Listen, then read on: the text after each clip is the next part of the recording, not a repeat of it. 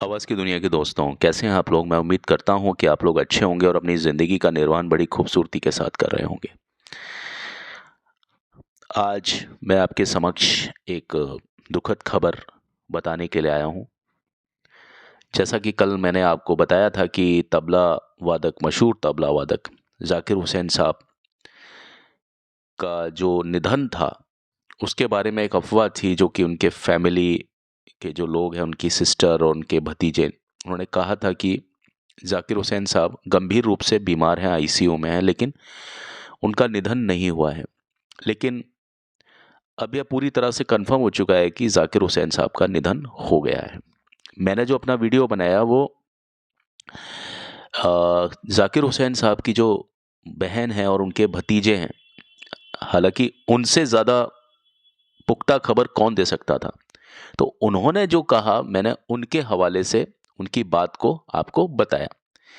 लेकिन अब जो खबर आ रही है वो ये है कि 73 वर्षीय उस्ताद ज़ाकिर हुसैन साहब का निधन हो चुका है और ये जो निधन था ये साँस की बीमारी या उनमें जो जटिलताएँ होती हैं उसके कारण हुआ।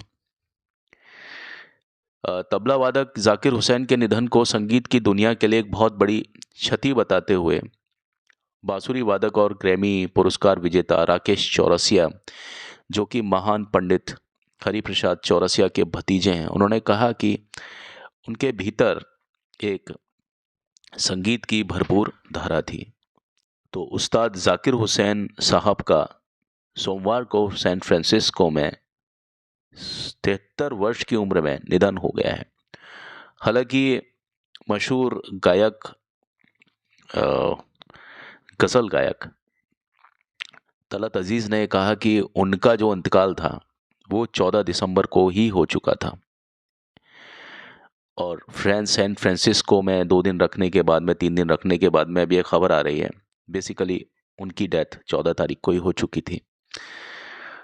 लेकिन उनके परिवार के अनुसार ये बात आई थी कि उनका निधन अभी नहीं हुआ है। लेकिन अब उनके परिवार ने ही इस बात को पूरी तरह से पुख्ता कर दिया है कि उनका जो निधन था वो इडियोपैथिक पल्मोनरी फाइब्रोसिस यानी फेफड़ों की एक दुर्लभ बीमारी है, उससे जुड़ी जटिलताओं के कारण उनकी डेथ हो चुकी है।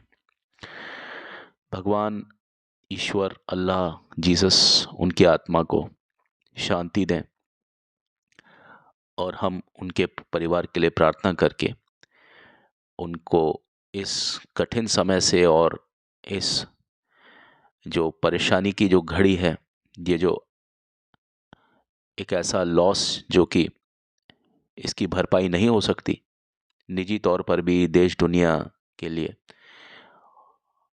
ये जो वो लॉस है जो कि कभी भी हो नहीं सकता, पूरा नहीं हो सकता। तो इन सभी के लिए मैं ईश्वर से शांति की अपील करता हूँ और अभी फ़िलहाल के लिए मैं इजाज़त चाहता हूँ। आप सभी खुश रहें, आबाद रहें, मस्त रहें और अपने-अपने कार्यों में सदा व्यस्त रहें। मैं हूँ आपका दोस्त, आपका host Hemant Kumar. Bye, take care.